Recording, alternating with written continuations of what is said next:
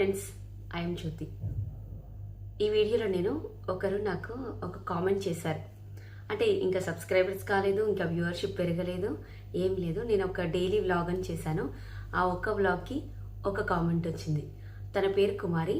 తను ఏం అడిగారంటే, ఒక ప్రెషర్ ఎలా న్యూస్ యాంకర్ అవ్వాలి అక్క, మీ ఎక్స్పీరియన్స్ అంతా చెప్పండి అని తను నన్ను అడిగారు. కామెంట్లో మెన్షన్ చేశారు.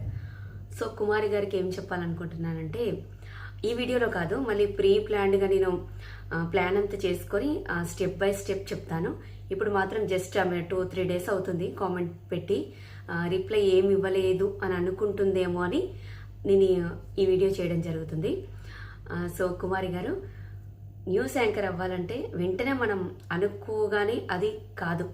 దానికి పేషెన్స్ ఉండాలి, ప్రాక్టీస్ ఉండాలి, జర్నలిజం స్కూల్లో ట్రైనింగ్ తీసుకోవాలి, డైలీ న్యూస్ పేపర్స్ చదవాలి. అది మనం అనుకోవాలి, మనం కావాలి అని. వెంటనే అనుకోగానే ఇక్కడి వరకు అయితే, ఈ స్టేజ్కి అయితే రాలేము. దాని వెనకాల చాలా ఉంటుంది.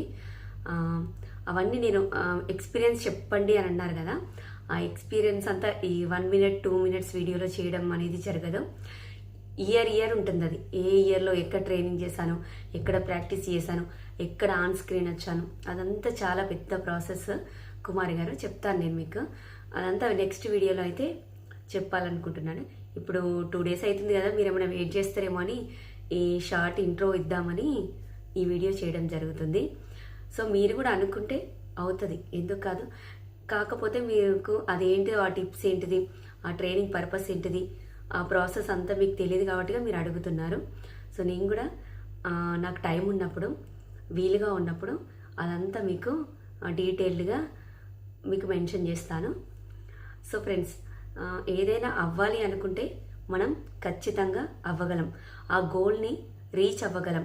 దాన్ని మధ్యలో ఆపేయకుండా అదే మనసులో పెట్టుకొని మనం దృఢంగా దాని గురించి ఆలోచిస్తే మాత్రం ఖచ్చితంగా న్యూస్ యాంకర్ అని కాదు, దేంట్లోనైనా జాబ్ తెచ్చుకోగలం. మన కెరియర్లో ఆ గోల్ని మనం ఎప్పటికైనా చేరుకోగలం. నేను ఇప్పటి నుంచి కాదు, వెంటనే అనుకున్నా కాదు. నేను స్కూలింగ్లో ఉన్నప్పటి నుంచి, నేను స్కూల్లో 8th class, maximum 8th to 9th ఆ మధ్యలో అప్పుడు అనుకునేదాన్ని. ఈటీవీలో న్యూస్ చూసి, ప్రగతి మేడం వాళ్ళు చదివేది చూసి అప్పుడు అనుకునేదాన్ని, నేను కూడా ఈటీవీలో న్యూస్ చదవాలి. అలా అనుకున్నాను కాబట్టి ఇక్కడి వరకు రాగలిగాను అని నేను అనుకుంటున్నాను.